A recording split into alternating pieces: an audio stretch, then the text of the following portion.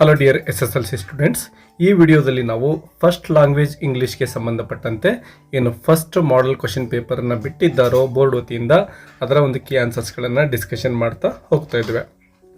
ವಿದ್ಯಾರ್ಥಿಗಳೇ ನೋಡಿ, ಇದು 14ಗೆ ಸಂಬಂಧಪಟ್ಟಂತೆ ಕೀ ಆನ್ಸರ್ಸ್ಗಳನ್ನು ನಾವು ಇಲ್ಲಿ ಡಿಸ್ಕಷನ್ ಮಾಡ್ತಾ ಇದ್ದೇವೆ.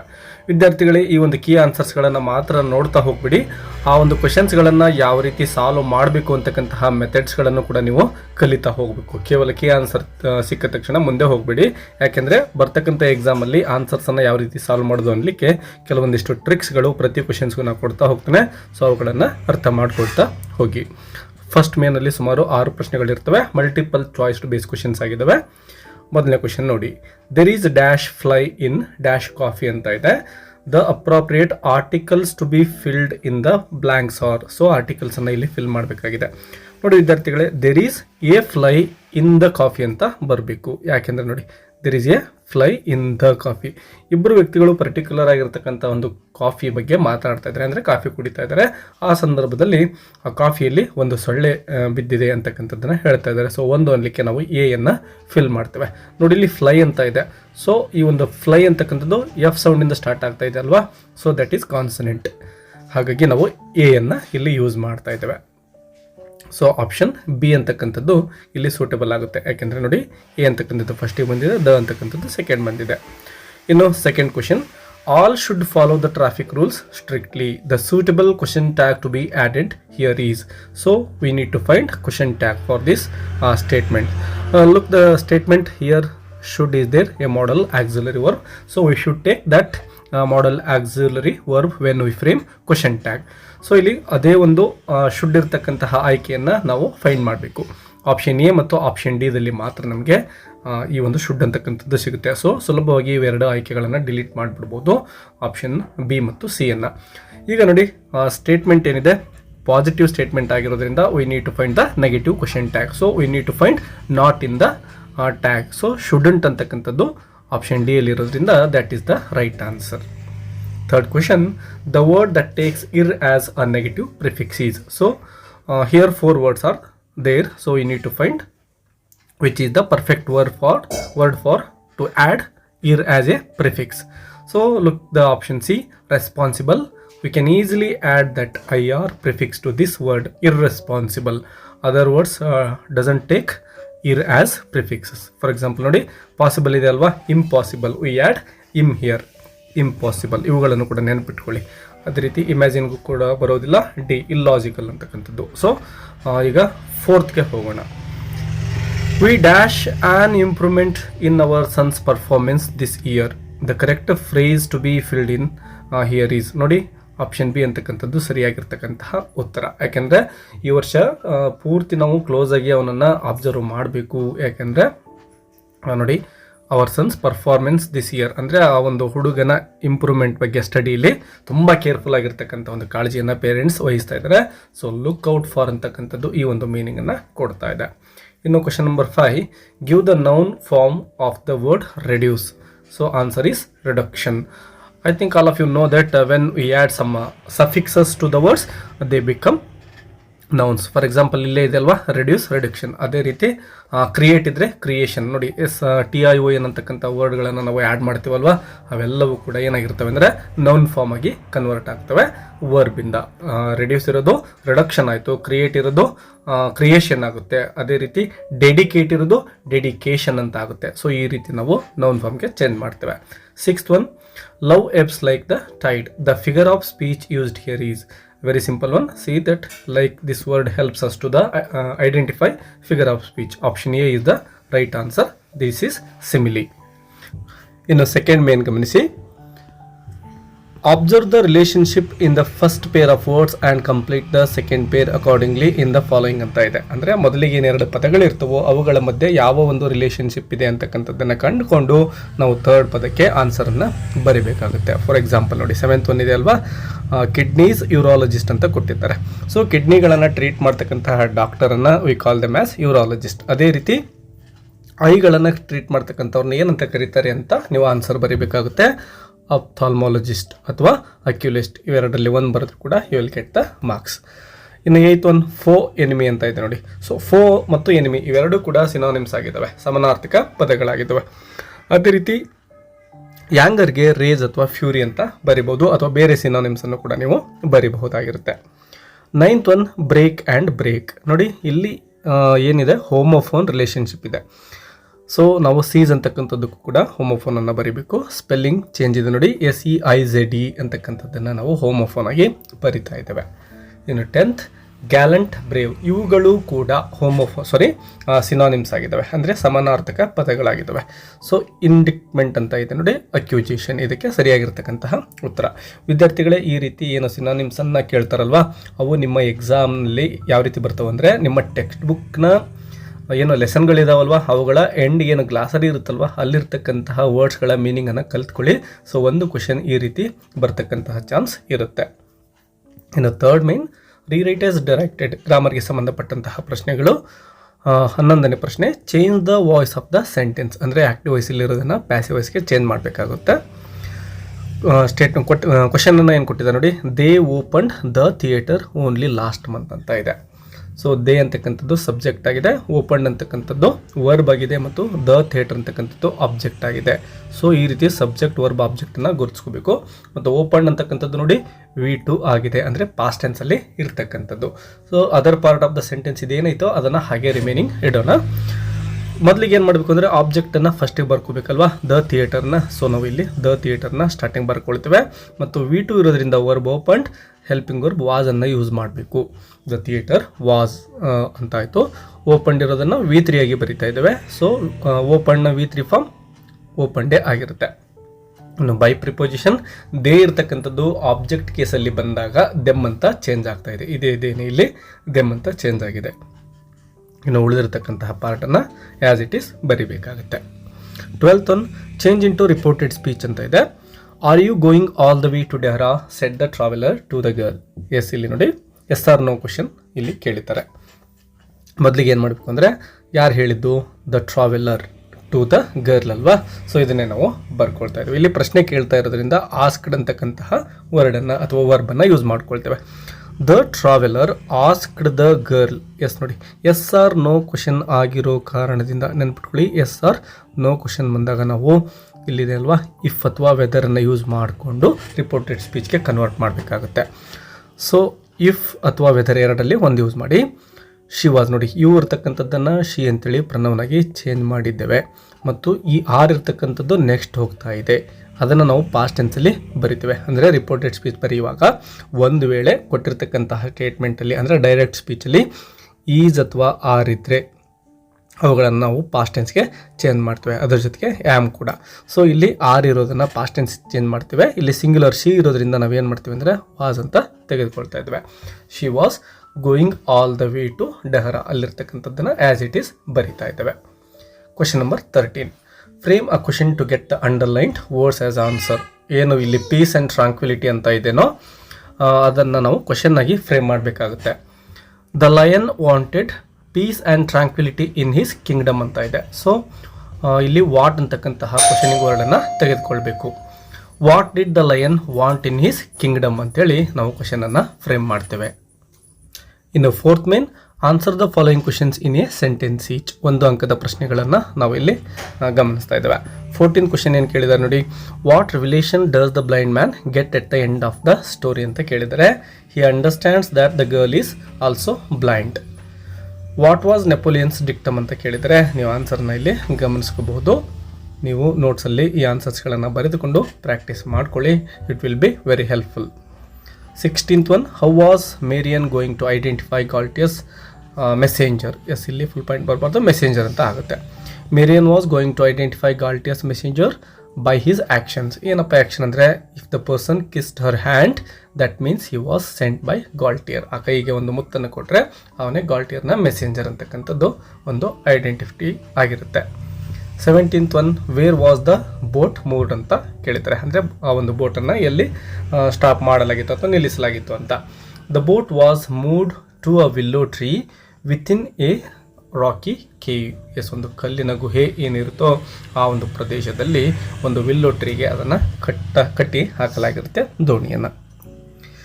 Answer the following questions in 2 or 3 sentences each. 2-3 ವಾಕ್ಯಗಳಲ್ಲಿ ನೀವು ಉತ್ತರಗಳನ್ನು ಬರೀಬೇಕು. 2 ಅಂಕದ 7 ಪ್ರಶ್ನೆಗಳು ಇಲ್ಲಿರ್ತವೆ. Mention the useless works done by the idle man on earth ಅಂತ ಇದೆ. So answer, he could spend his time in making small pieces of sculptures such as men, women, castles and quaint earthen things dotted over with seashells. Since he would waste his time on all useless and unnecessary things, people laughed at him. He spent his life on earth in doing such useless work. 19th one, why did John lie to Pierre and send him to fetch the tart? John resented the beating he had got at Mr. Galtier's hands and wanted Pierre to experience the same since he too had eaten the pie with John. Yes, ಅವನು ಕೂಡ eight ತಿನ್ನಲಿ, ನಾನೊಬ್ಬನೇ eight ತಿನ್ನೋದು ಯಾಕೆ ಅಂತಕ್ಕಂಥ ಒಂದು ಉದ್ದೇಶದೊಂದಿಗೆ John ಏನು ಮಾಡ್ತಾನೆ, ಪಿಯರ್ನನ್ನು ಕಳಿಸ್ತಾ ಇದ್ದಾನೆ ಆ ಒಂದು ಟಾರ್ಟನ್ನು ತರಲಿಕ್ಕೆ. How is the end of the female crane suggested in the poem? Yes, ಏನು ಸಾರಸ್ ಕ್ರೇನ್ ಬರ್ಡ್ ಯಾವ ರೀತಿ ಆ ಫೀಮೇಲ್ ಬರ್ಡ್ ಕೊನೆಗೆ ಸತ್ತು ಹೋಗುತ್ತಲ್ವ, ಆ ಒಂದು ವಿಷಯವನ್ನು ನೀವು ಇಲ್ಲಿ ಬರೀಬೇಕಾಗುತ್ತೆ. ಏನಾಗುತ್ತೆ, ಆನ್ಸರ್ನ ಇಲ್ಲಿ ಕೊಡಲಾಗಿದೆ, ನೀವು ಡೀಟೇಲಾಗಿ ಓದ್ಕೊಳ್ಳಿ, ನಿಮ್ಮ ನೋಟ್ಸಲ್ಲಿ ಬರ್ಕೊಳ್ಳಿ.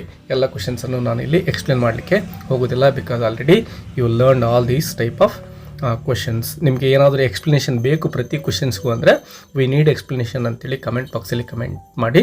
ಮುಂದಿನ ದಿನಗಳಲ್ಲಿ ಈ ಎಲ್ಲ ಪ್ರಶ್ನೆಗಳಿಗೂ ಕೂಡ ವಿವರಣೆಯನ್ನು ಕೊಡ್ತಕ್ಕಂತಹ ಒಂದು ಪ್ರಯತ್ನವನ್ನು ನಾನು ಮಾಡ್ತೇನೆ.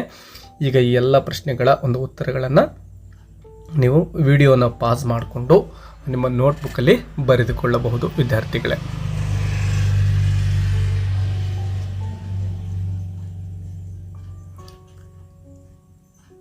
ಅದೇ ರೀತಿ ಈಗ ಗ್ರಾಮರ್ಗೆ ಸಂಬಂಧಪಟ್ಟಂತೆ ಮತ್ತೆ 3 ಪ್ರಶ್ನೆಗಳಿದ್ದಾವೆ.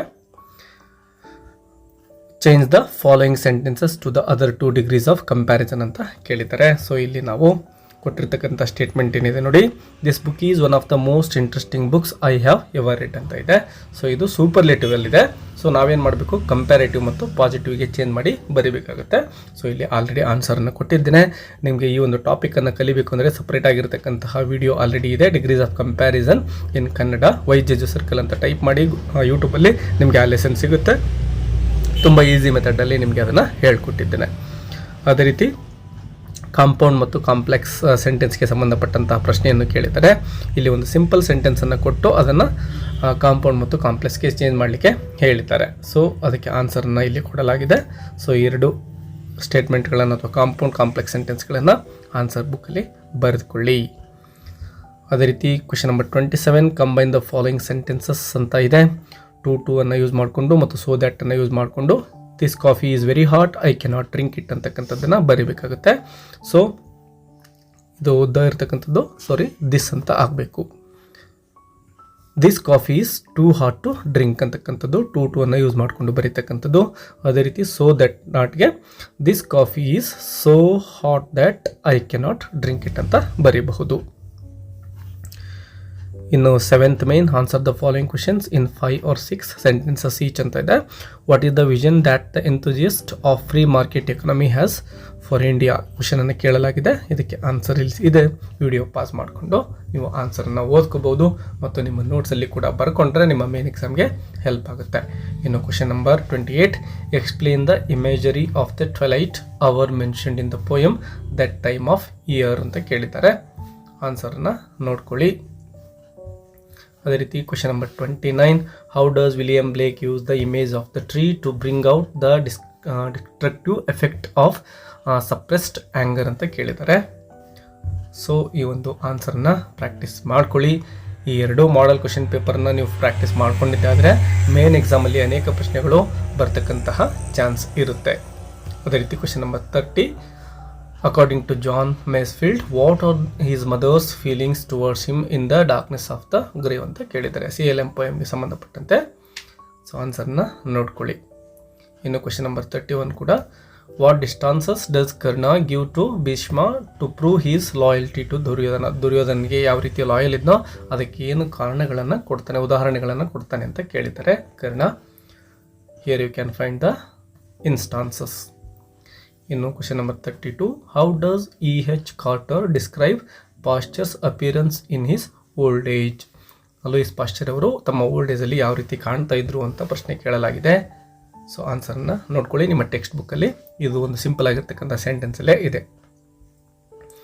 ಅದೇನು ಕೊನೆಯ ಪ್ರಶ್ನೆಗೆ ಒಂದು ಆಯ್ಕೆ ಕೂಡ ಇದೆ, ನೀವು ಎರಡರಲ್ಲಿ ಒಂದು ಬರೀಬಹುದು. Narrate any 3 humorous situations that took place in the village cricket match ಅಂತ ಕೇಳಿದ್ದಾರೆ. ಇನ್ನು 8th main explain the reference to the context ಅಂತ ಕೇಳಲಾಗಿದೆ. ಸೊ ಇಲ್ಲಿ ಆನ್ಸರ್ಸ್ಗಳನ್ನು ಕೊಟ್ಟಿದ್ದೇನೆ. Take your hat off and let's have a sight at the looks of it ಅಂತ ಇದೆ. ದ ಗಿಫ್ಟ್ ಆಫ್ ದ ಮೆಜಯಿಂದ ಬಂದಿರತಕ್ಕಂಥದ್ದು. ಸೋಫ್ರುನಿ ಈ ಒಂದು ಸೆಂಟೆನ್ಸನ್ನು ಡೆಲ್ಲಾಗೆ ಹೇಳ್ತಾಳೆ. ಯಾವಾಗ ಡೆಲ್ಲ ತನ್ನ ಒಂದು ಹೇರನ್ನು ಮಾರಿಬಿಟ್ಟು ತನ್ನ ಹಸ್ಬೆಂಡ್ಗೆ ಕ್ರಿಸ್ಮಸ್ ಗಿಫ್ಟಾಗಿ ಒಂದು ವಾಚನ್ನು ಅಥವಾ ಏನಾದರೂ ಒಂದು ಗಿಫ್ಟನ್ನು ತರಬೇಕು ಅಂತ ಹೋಗಿರ್ತಾಳೋ ಆ ಸಂದರ್ಭದಲ್ಲಿ ಹೇಳ್ತಕ್ಕಂತಹ ಸೆಂಟೆನ್ಸ್ ಇದಾಗಿದೆ. ಅದೇ ರೀತಿ question number 25, thank goodness it's a short journey ಅಂತ ಇದೆ. ಇದನ್ನು the eyes are not here ಅಂತಕ್ಕಂಥ ಲೆಸನ್ನಿಂದ ತೆಗೆದುಕೊಳ್ಳಲಾಗಿದೆ. ರಸ್ಕಿನ್ ಬಾಂಡ್ ಅವರು ಈ ಒಂದು ಲೆಸನನ್ನು ಬರೆದಿದ್ದಾರೆ. ಇದನ್ನು ಹೇಳ್ತಕ್ಕಂಥವ್ರು ಗರ್ಲ್ ಆಗಿದ್ದಾಳೆ. ನರೇಟರ್ಗೆ ಈ ಒಂದು ಸ್ಟೇಟ್ಮೆಂಟನ್ನು ಹೇಳ್ತಾಳೆ. ತನ್ನ ಒಂದು ಡೆಸ್ಟಿನಿಯನ್ನು ಮುಟ್ಟಿದ ಮೇಲೆ ಈ ಒಂದು ಸೆಂಟೆನ್ಸನ್ನು ಅವಳು ಹೇಳ್ತಾ ಇದ್ದಾಳೆ. ಇನ್ನು question number 26, she had to die because others had decided to destroy her race ಅಂತ ಇದೆ. The girl who was Anne Frank ಅಂತಕ್ಕಂತಹ ಲೆಸನ್ನಿಂದ ತೆಗೆದುಕೊಂಡಿರೋ ಸೆಂಟೆನ್ಸ್. ಅನೇಕ ಜನಗಳು ಏನೋ ಒಂದು ಮಾಸ್ ಗ್ರೇವ್ಸ್ಗೆ ವಿಸಿಟ್ ಮಾಡಿರ್ತಾರೋ ಆ ಸಂದರ್ಭದಲ್ಲಿ ಆ್ಯನ್ ಫ್ರಾಂಕನ್ನು ಕುರಿತು ಸುಮಾರು 17 ವರ್ಷದ ಹುಡುಗಿ ಈ ಒಂದು ಸೆಂಟೆನ್ಸನ್ನು ಹೇಳ್ತಾ ಇದ್ದಾಳೆ. ಇನ್ನು question number 37, it is far honourable to fail than to cheat ಅಂತ ಇದೆ. ಅಬ್ರಹಾಂ ಲಿಂಕನ್ ಅವರ ಏನು letter to his son's teacher ಅಂತಕ್ಕಂತಹ ಒಂದು ಪೋಯಮ್ ಇದೆ ಅಲ್ವಾ, ಅದರಿಂದ ಬಂದಿರತಕ್ಕಂತಹ ಸ್ಟೇಟ್ಮೆಂಟ್ ಇದಾಗಿದೆ. So the father is telling this statement to his teacher. ಯಾವೆಲ್ಲ ವ್ಯಾಲ್ಯೂಸ್ಗಳನ್ನು ಮಗನಿಗೆ ಕಲಿಸ್ಕೊಡ್ಬೇಕು ಅಂತ ಹೇಳ್ತಾ ಹೋಗ್ತಾರಲ್ವ, ಅಲ್ಲಿ ಈ ಒಂದು ಸ್ಟೇಟ್ಮೆಂಟ್ ಬರುತ್ತೆ.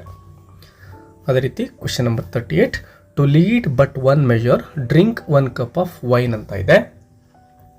ಈ ಒಂದು ಸ್ಟೇಟ್ಮೆಂಟನ್ನು ಲೋಕಿನ್ವಾರ್ ಅಂತಕ್ಕಂತಹ ಪೋಯಮಿಂದ, ಅಂದರೆ ವಾಲ್ಟರ್ ಸ್ಕಾಟ್ ಅವರು ಬರೆದಿರ್ತಕ್ಕಂತಹ ಪೋಯಮಿಂದ ತೆಗೆದುಕೊಳ್ಳಲಾಗಿದೆ. ಲೋಕಿನ್ವಾರ್ ಈ ಒಂದು ಸ್ಟೇಟ್ಮೆಂಟನ್ನು ಹೇಳ್ತಾನೆ ಎಲನ್ಸ್ ಫಾದರ್ಗೆ.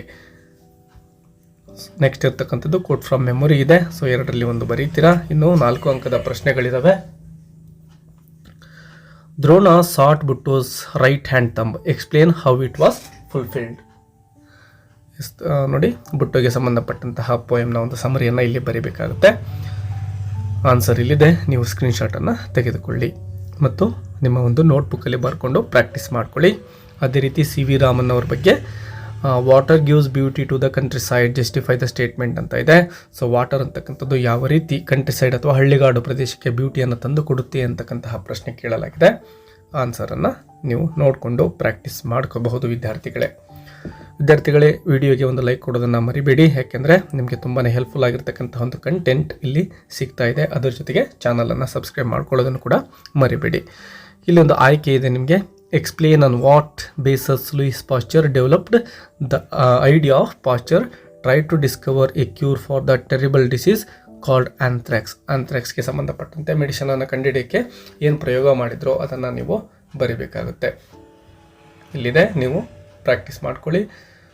ಇನ್ನು 42 ಕ್ವಶನ್ಸ್.